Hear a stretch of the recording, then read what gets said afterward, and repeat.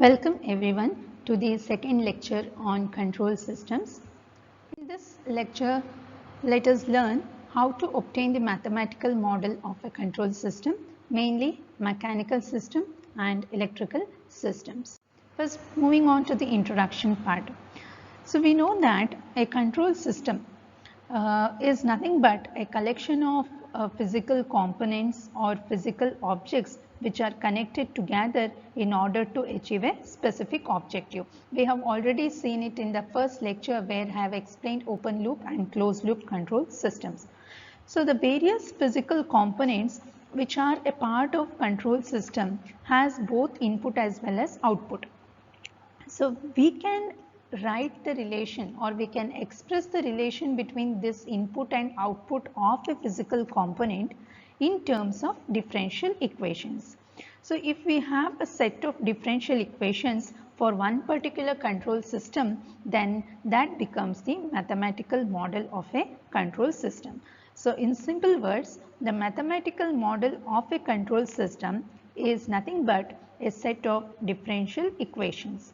So we can find a solution to this differential equations. So that solution to this differential equations is nothing but the output of the system. So we can analyze it for the various input conditions. So most of the time what happens is the physical system, that is the control system, is nonlinear in nature. In that case, first we have to linearize the system.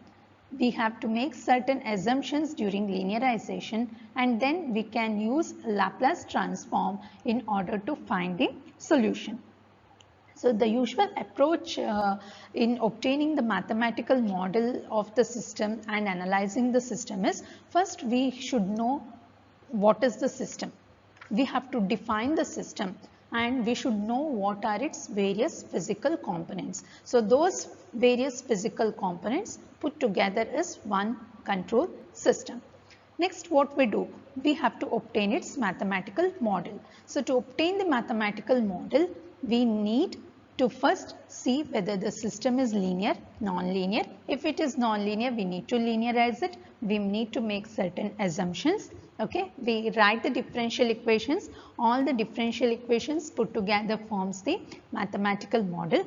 After writing the differential equations, next step is to find the solution. We have to solve the differential equations and we have to obtain the solution of that. The solution is nothing but the output of the entire control system. So once we obtain the solution, what we have to do? We have to analyze. We have to see whether the target what we have set is achieved or not, whether the desired output is obtained or not. So we have to examine the solutions as well as the assumptions what we had made. Next is, in case the output is not up to the desired value or it is entirely deviated from what we need, then we have to redesign and we have to reanalyze the system. That is only if necessary. So this differential equations of the physical system is mainly governed by the physical laws of the process. So what is meant by the physical laws of the process? Say for example, if we consider a mechanical system, we can say that it is governed by Newton's law. Similarly, if it is the electrical system, we can say Kirchhoff's law. So dynamic performance of a physical system is nothing but obtained by using this laws of process. So most of the times a linear time invariant system can be modeled in terms of a set of differential equations. So what is meant by this linear time invariant system? So the mathematical model, as I've told you, it is a set of differential equations. So if the differential equations or the mathematical model will be linear if the differential equations which describes the system has constant coefficients or nothing but the coefficients may be functions of independent variables. So if the coefficients of the differential equation are constant, then it is linear time invariant. If the coefficients of the differential equations are a function of time, then it is a linear time variant system. Okay. So, and the mathematical model of a system, we cannot say it is a perfect, okay, it is never exact. We can analyze it for only a certain operating range. So we can, what we can do is we can solve it using a Laplace transform, as well as we can express the input and output in terms of transfer function.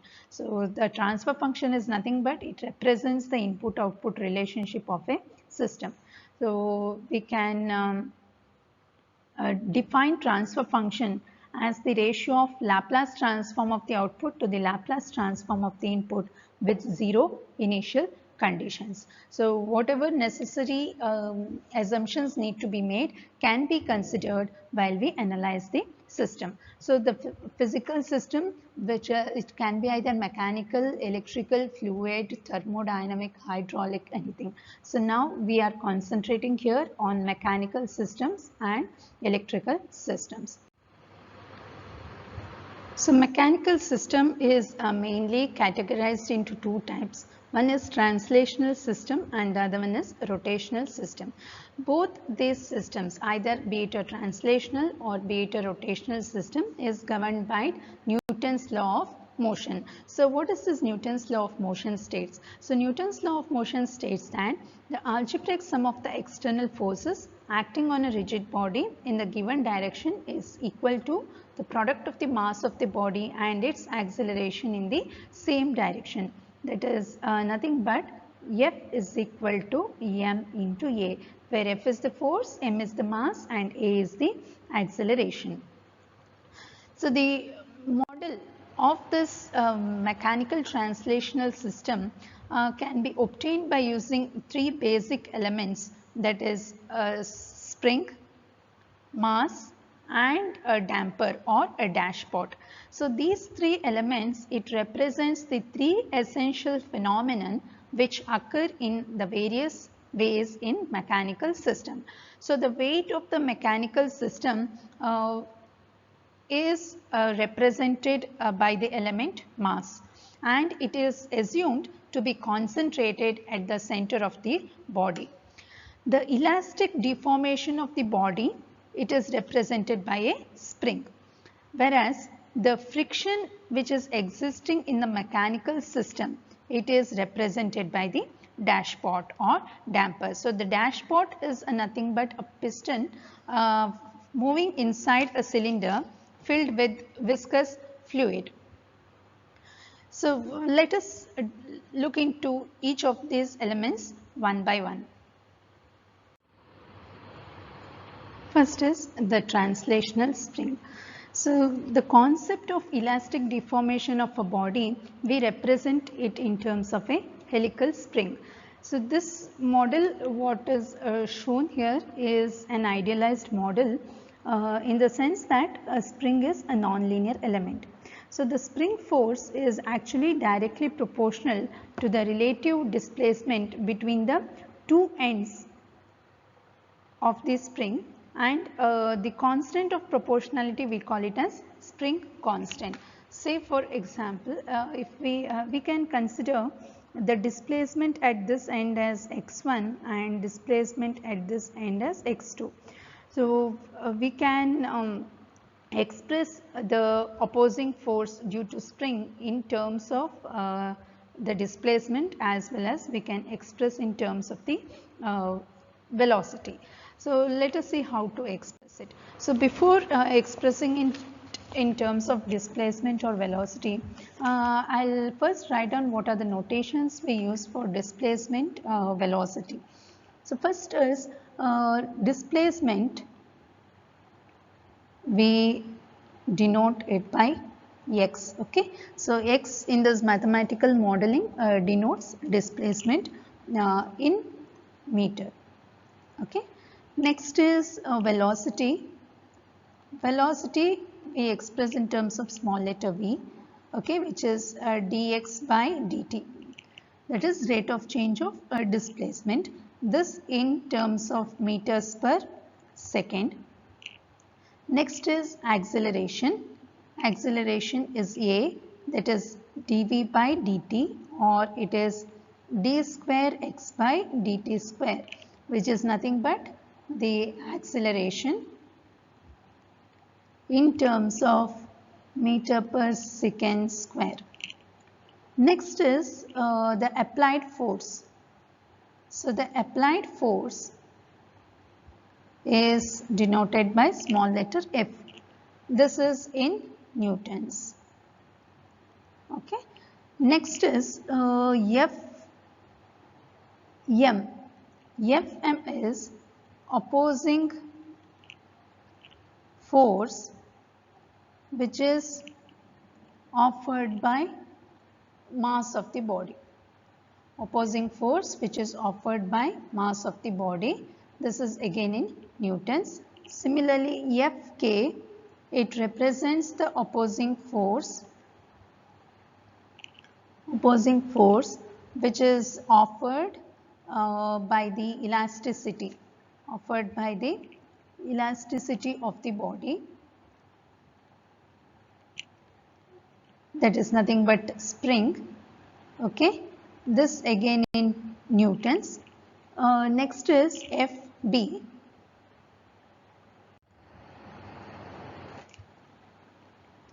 Fb is opposing force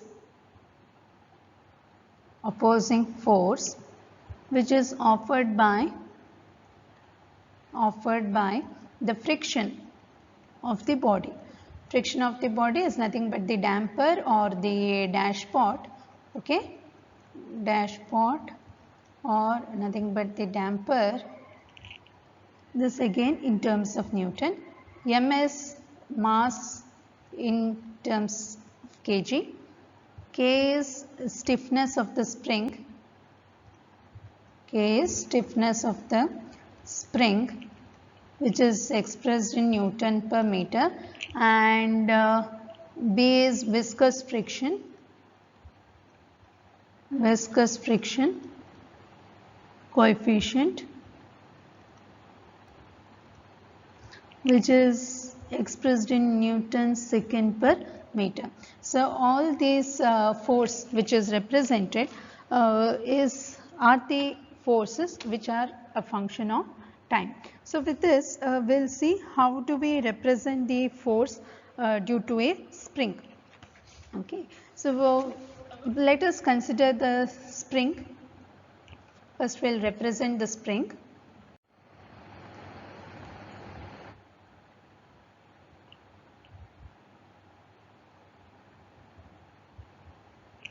Okay, first we represent the spring, we write the displacement. Okay, so we'll assume that a force is applied on it. So the force applied on it is, we denote it by F. Okay, and we consider this as the reference end.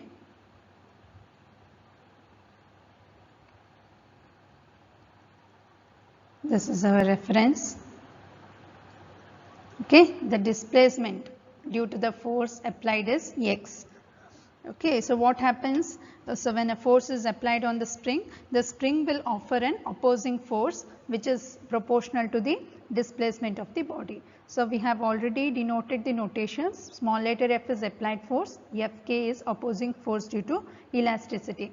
So therefore this Fk, that is the opposing force offered by the elasticity of the body, is directly proportional to the displacement, which is x.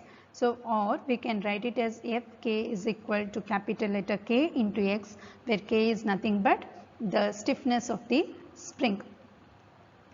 So now we, the Newton's law, the second law which is governing this mechanical translation system, what it say is the sum of the forces which is acting on a body is 0. There is nothing but the sum of the applied force is equal to the sum of the opposing force on the body. So using this Newton's second law, we can write the applied force F is equal to the sum of the opposing force. Opposing force is Fk. This is nothing but equal to K into x. So this is your this is the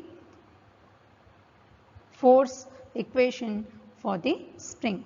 Say now if the spring has displacement at both the ends. Okay, if the spring it has a displacement at both the ends, this is the applied force which is F. So we will write the spring stiffness of the spring here as K. Okay, the displacement here is x1 and the displacement here is x2. So we have two displacements, that is the spring has displacement at both the ends. Then what is the opposing force? So the opposing force is proportional to the differential displacement, that is Fk is proportional to x1 minus x2, or we can write Fk is equal to k into x1 minus x2. Or we can write the applied force is equal to the opposing force, which is equal to k into x1 minus x2. So this is with respect to the spring, or the force when we apply it on a spring, whatever opposing force is created, that is given by this as well as this expression. Okay. Next we will see the next element, that is mass. So the mass is nothing but the weight of the mechanical system, which we assume that it is concentrated at the center of the body. So it is an inertia element. Okay, so a mechanical system, we know that without the mass it doesn't exist. So the we can represent the mass, you can observe here. So the mass is represented with the two displacements here. So the displacement we can express it as x1 and x2 at both the ends. Okay, and here it is considered as mass or a mechanical system or a mass of the body with displacement x when a force F is applied on it. So if a force is applied, the body will be displaced by x meters. So we can express it using the Newton's law, that is F is equal to m x double dot, that is F is equal to m into d square x by dt square. This is how we can express. So if we consider a reference or one displacement, or if we have two displacements, we'll see how to express it. Say we have a mass, we have a body of mass m. If force F is applied, then the body will be displaced by x meters. So it produces a opposing force which is proportional to the acceleration of the body. So F, if it is the applied force, Fm is the opposing force. So this Fm is directly proportional to d square x by dt square, or we can write it as Fm is equal to m into d square x by dt square.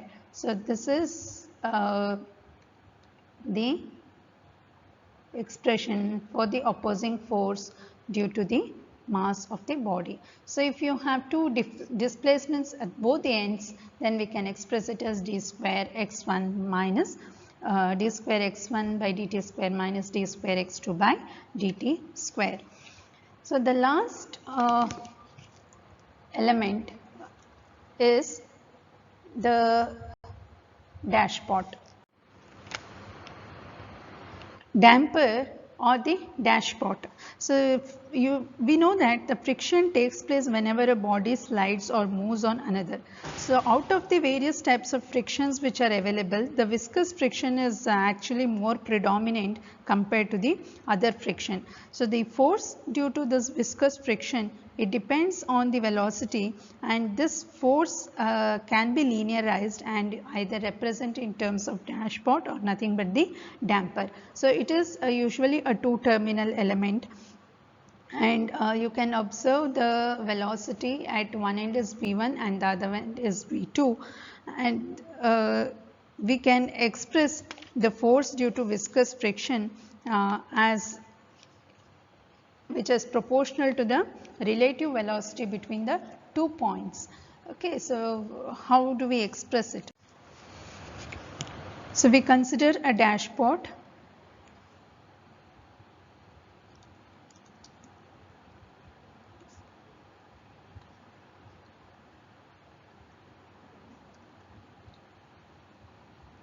A reference, this is the reference, okay, and a force F is applied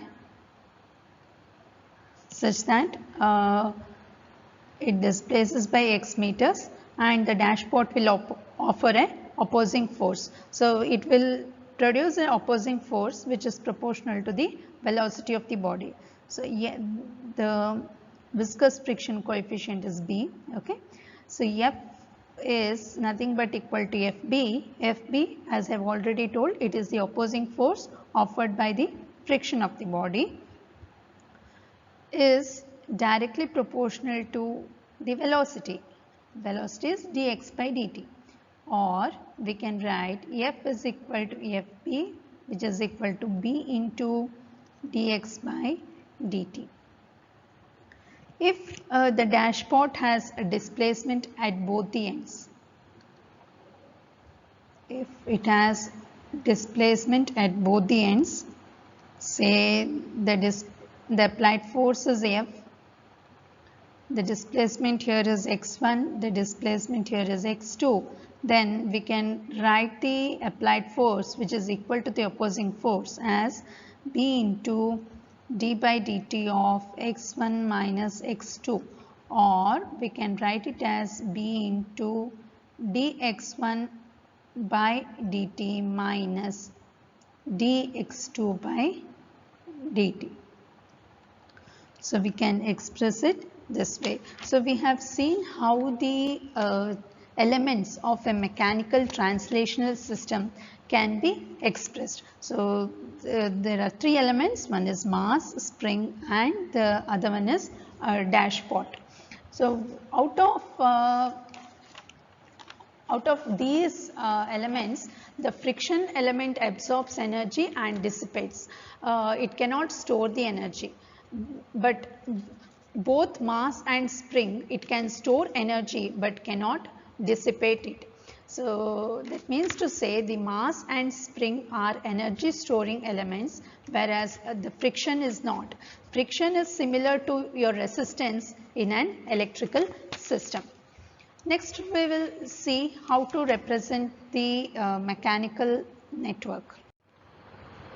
The equations for the mechanical system, we can write it very easily if we draw an equivalent mechanical network for the interconnected system. So when drawing a network, we can follow certain rules. So the first thing is, each junction of a mechanical network, we will consider it as a node in the mechanical network. So each junction in the mechanical system is transformed into a node in the mechanical network. So next is the displacement or velocity of the mass. We always measure it with respect to a static reference frame. So what we can do is, the mass, we can represent it as a two terminal element. Say one terminal is connected to the reference frame, whereas the other terminal, it represents all the points on the rigid mass, because the displacement at any point on the mass is same. Next is the damper and the spring. Both we represent it as a two terminal elements, with both the terminals connected to appropriate nodes. So nodes are nothing but the junctions of the mechanical system. Next is the force. So the force what we apply to the system, we represent it as a two terminal source, with one terminal which is connected to the reference frame and the other terminal to the node. That node represents the junction of the mechanical system. So if the input is either a displacement or velocity, we can represent it as a source which is analogous to a voltage source in an electrical system. So for a mechanical system, the differential equations that describe the system, we can write it by applying D'Albert's principle. So for electrical system, we use Kirchhoff's law. So how do we obtain the transfer function of the mechanical translational system? So the first is we need to draw the free body diagram of the system, placing on the body all the forces that act together. That is, first what we do is we write the differential equation for the mechanical translational system. So that is by writing the force balance equations at the nodes. Next is the linear displacement of the nodes. We assume it as x1, x2, x3, and the first derivative, that is dx1 by dt, we treat it as velocity. D square x1 by dt square, we treat it as acceleration. So we draw the free body diagram of the system. The free body diagram, how do we obtain is, we obtain it by drawing each mass separately and then marking all the forces acting on that mass. Always the opposing force acts in a direction opposite to the applied force. So the mass, what it has to do, it has to move in the direction of the applied force. So therefore the displacement, velocity and acceleration of the mass will be in the direction of the applied force. So for each free body diagram, what do we do next? We'll write one differential equation by equating the sum of the applied force to the sum of opposing force. That is nothing but using the Newton's law, Newton's second law. After that, we assume zero initial condition. We apply Laplace transform to the differential equation, and later we find a solution and we arrive at the transfer function. Transfer function, as I have already told, it is the ratio of the output variable to the input variable with zero initial conditions. So these are the steps to be followed in obtaining a transfer function for the mechanical translational system. Next, moving on to the elements of a rotational mechanical system. So the model of a rotational mechanical system we can be obtained by using three elements, that is the torsional spring and the moment of inertia, that is mass, and the dashpot or the damper with rotational friction coefficient. So the weight of the rotational mechanical system is represented by the moment of inertia of the mass. Okay, so the moment of inertia of the system or the body, we concentrate, consider to concentrate at the center of the body. So the moment of inertia is written as J. Okay, so similarly the elastic deformation of the body, we can represent it by a torsional spring, whereas the friction which exists in a rotational mechanical system, we represent it by a dashpot. So the dashpot is nothing but a piston rotating inside a cylinder which is filled with viscous fluid. So the torque, when a torque is applied, okay, this T represents the torque. So when a torque is applied to a rotational mechanical system, it is usually opposed by the opposing torques due to the moment of inertia, the friction and the elasticity of the system. So the torques which is acting on a rotational mechanical system is governed again by the Newton's second law of motion, which states that the sum of the torques which is acting on a body is zero, or nothing but the sum of the applied torque is equal to the sum of the opposing torques on a body. So now let us see how to write the torque balance equation of these elements, that is spring, moment of inertia and damper. If it is for a mechanical translational system, it is the force balance equation, whereas for a rotational system, it is the torque balance equations. So before writing it, we will write down what are the symbols which is used in the mechanical rotational system. So first is theta. Theta is the angular displacement. Theta is the angular displacement in radians, whereas d theta by dt is the angular velocity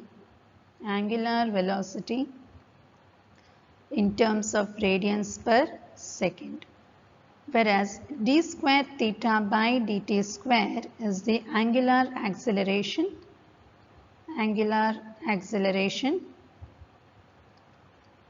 in radians per second square. T is the applied torque Newton meter.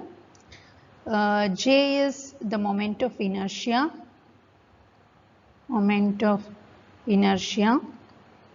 that is kg meter square per radians. B is the rotational frictional coefficient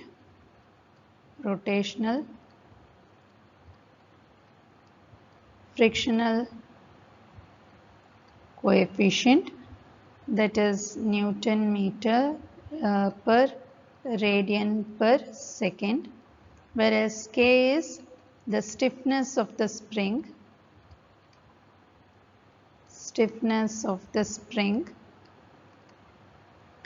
which is expressed in terms of Newton meter per radians. So now let us see how to write the torque balance equation for moment of inertia for dashpot as well as torsional spring. So first we'll consider the ideal rotational mass element, which is moment of inertia, which is nothing but an ideal mass element which is denoted by J. The torque which is applied is T, which causes a displacement which is theta. So T is the applied torque. This is equal to the opposing torque which is Tj.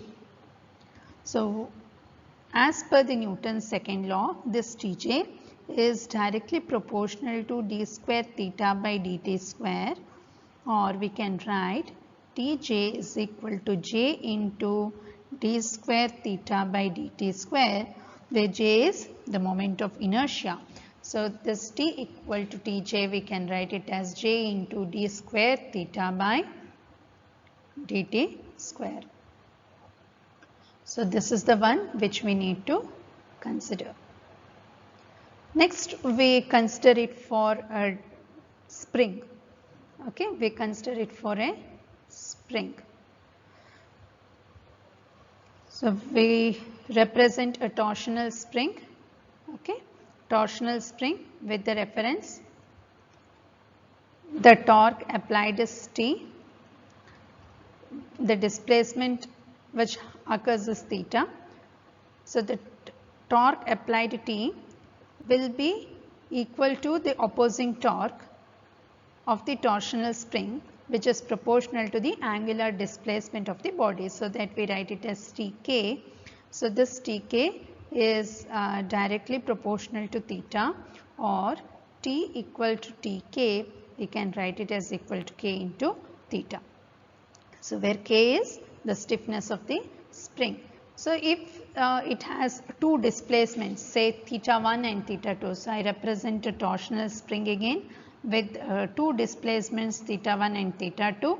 The applied torque is T.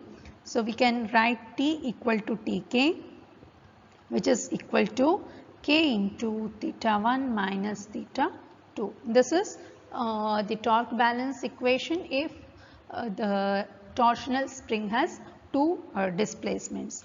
Next, coming to the dashpot. So the dashpot is nothing but the frictional element.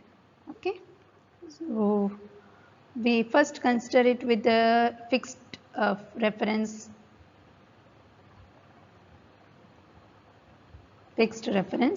The rotational frictional coefficient is B.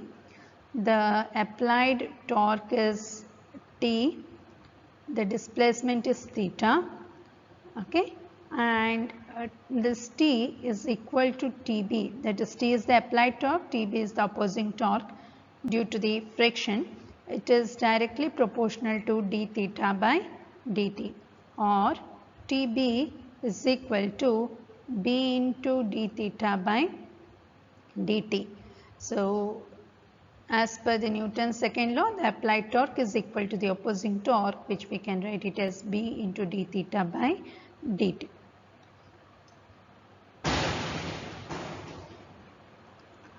Next is the dashpot. If we consider two displacements, angular displacement theta 1 and theta 2, the applied torque is T. So in this case, we can write the applied torque is equal to the opposing torque, which is equal to B into d by dt of theta 1 minus theta 2. So this is with respect to the two displacement for the dashpot. So we have seen the rotational mechanical rotational system, how we can write the torque balance equation. Similar to obtaining the transfer function of the mechanical translational system, we can even obtain the transfer function of the mechanical rotational system. So next, coming to the gears. So a gear in a mechanical system is actually used for the magnification of torque and reduction in the speed. So we can see one gear wheel which is meshing with the other. So the gears are assumed to be ideal with the gear wheels having no inertia, and assuming that the gear teeth is meshing perfectly with the another one without any backlash. So we consider this is the first gear. Okay, this is the second gear. The first gear we assume it has having a radius R1. Similarly, the second gear having radius R2. The number of teeth on the first gear is N1, and here it is N2. So this first gear rotates through an angle theta 1. Okay, theta 1. And the second gear, it rotates with the angle theta 2. The torque, input torque is T1 of T, and the second one, the torque is T2 of T. So all these are functions of time. Okay, all these are the displacement and the torque is function of time. So under ideal conditions, the gears will not absorb energy. So whatever the input energy is there, it is equal to the output energy. So we can write for an ideal case, T1 theta 1 is equal to T2 theta 2. So since the distance traveled along each gear circumference will also be the same, we can write R1 theta 1 equal to R2 theta 2. Whereas the number of teeth on the gear is proportional to its radius. So we can write it as N1 by N2 is equal to R1 by R2. So if we combine this first, second and third equation, we can write T2 by T1 is equal to N2 by N1, which is equal to theta 1 by theta 2. That is the relation between the torque, the number of teeth, and the rotation, angular rotation of the gears. The next kind of physical system is the electrical systems. So an electrical system is usually represented by means of circuit with linear elements like resistors, capacitors and inductors. So the time domain equations or the differential equations can be written either using Kirchhoff's voltage law or Kirchhoff's current law. So how do we obtain the transfer function from these equations? So we have to transform these equations into frequency domain with the help of Laplace transform. So after this, we can obtain the transfer function from that particular equations. So the basic elements, the linear elements which are used, as I have already told you, is the resistor, capacitor and inductor. The input to the electrical system can be either voltage or current. So voltage in an electrical system is represented by V. current is represented by I, the charge is represented by Q, resistance is represented by R, capacitance by C, and inductance by L. So these are the notations which we will be using to represent the electrical systems. So given a mechanical system, we can draw the electrical analogous of the system. So what is meant by this analogous system? So we can say two different systems will be analogous if the differential equations which describes the two different systems are same, and the two systems should be physically different. Say one is mechanical, the other one is electrical, or one is electrical and the other one is hydraulic. So if we can have differential equations for the two different systems to be of the similar kind, then we can say the system is analogous. So we have already seen that the basic elements in the mechanical system are mass, dashpot, and spring, whereas in the case of electrical system it is resistance, inductance, and capacitance. The same way the input force in the mechanical system can be analogous to either voltage source or the current source in the electrical system. So we say that the electrical system, since it has two types of input, that is either the voltage or current source, we have two types of analogous. One is force voltage analogy and the other one is force current analogy. So if we the force voltage or force current analogy, it can be referred to the mechanical translational system. If we come across the rotational system, we can say it has a torque voltage or a torque current analogy. So we will see what is force current or force voltage analogy. So first comes the force voltage analogous system. So for that we consider a mechanical system first, then we'll consider an electrical system.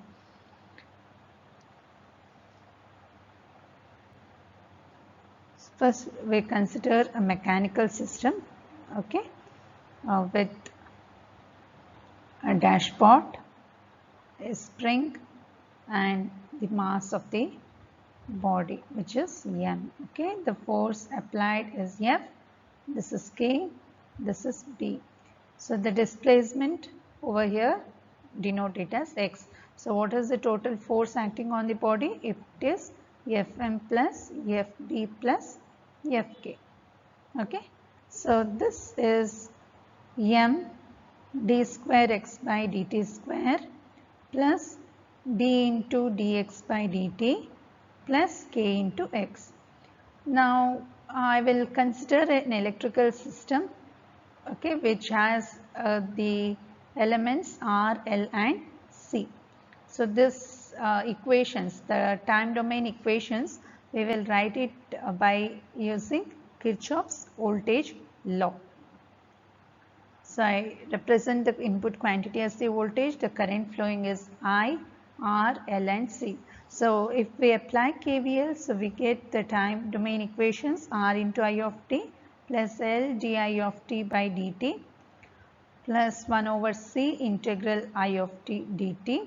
This is equal to the applied voltage V. So we substitute I, which is nothing but a rate of change of the charge. So this becomes R into dq by dt plus L into d square q by dt square plus 1 by C into q is equal to V. So what we do right now here is, so for this first the mechanical system equation as well as the electrical system equation is of the second order. We have a comparison among this equation and this equation. So what do we find while comparing?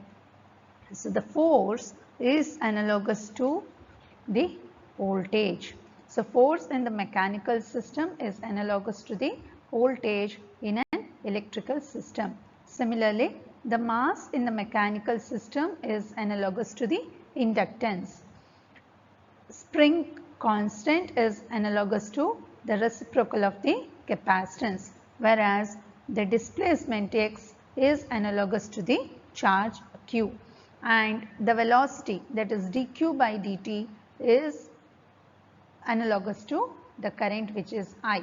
Okay, so this is what the force voltage analog is. So we have one as a mechanical system, one is an electrical system. Physically they both are different, but the differential equations what we obtain while modeling is same. So this is called as analogous network. So now if we consider a rotational mechanical system, so we can obtain the torque voltage analogy of the system. So torque voltage analogy or analogous system, so we can obtain by consider the rotational system with moment of inertia, which is J, okay, the spring that is K, the damping, which is B, the applied torque is T, so the displacement is theta. So if we write the torque equation, torque balance equation for this becomes Tj plus Tb plus Tk. So the total torque T is J d square theta by dt square plus B into d theta by dt plus K into theta. So we already have the voltage equation for the electrical system, that is RLC, which we have already seen. So it is V is equal to R into dq by dt plus L d square q by dt square plus 1 by C into q. So if we compare, it is observed that the moment of inertia J is analogous to the inductance L, torque is analogous to the voltage, okay, the displacement theta is analogous to the charge q, and the spring constant K is analogous to the reciprocal of the capacitance, and the damper is analogous to the resistance R. So overall we can say that if we consider a translator system, the force is analogous to the voltage. Similarly, for a rotational system, torque is analogous to the voltage. So mass m in translator system is nothing but moment of inertia J in the rotational system, which is analogous to inductance L. Similarly, the viscous friction B in the translatory and rotational system is analogous to the resistance R. Spring constant K is analogous to reciprocal of the capacitance. Displacement x is proportional to the angular displacement theta, nothing but it charge q. Velocity is analogous to the current I. This is regarding the force voltage or torque voltage analogous system. So next we'll see the force current analogous system when the input to an electrical system is a current source. So now we consider a electrical system which is having a current source, okay, current I, and the system represented by the linear elements, that is R, L and C. R, L and C. The node voltage, we take it as V. So now we have to write the node equation for the system, nothing but we apply KCL to this given system. So we can have I is equal to V by R plus 1 by L integral V dt plus C into dV by dt. So the magnetic flux linkage, we take it as psi, so we can write V is equal to d psi by dt. So substituting that, we get I is equal to 1 by R into d psi by dt plus 1 by L into psi plus C into d square psi by dt square. Or we can compare this particular equation, that is obtained by applying KCL to the RLC network with a current source as the input. This equation we can compare it with the mechanical system, which is translatory. So we know that force equation is m into d square x by dt square plus b into dx by dt plus k into x. So we can observe clearly that k is analogous to reciprocal of the inductance, whereas the mass m is analogous to the capacitance C, and the damper is, the friction is analogous to the reciprocal of the resistance, and force is analogous to the current. So we can have, if we consider a translatory system and an electrical system, F is analogous to the current I, mass is analogous to the capacitance C, friction is analogous to the reciprocal of resistance, the spring constant K is analogous to reciprocal of inductance, the displacement x, which is nothing but angular displacement theta in the case of rotational system, is analogous to the flux linkage, which is psi. The velocity dx by dt is nothing but angular velocity in the case of rotational system, which is d theta by dt is analogous to the voltage V. So given any two different physical systems, if the differential equations governing the two systems are same, are identical, then we can say that the two systems are analogous. So we can obtain the analogous equivalent of any system. So this is all about the theory part of the modeling of mechanical systems. Thank you.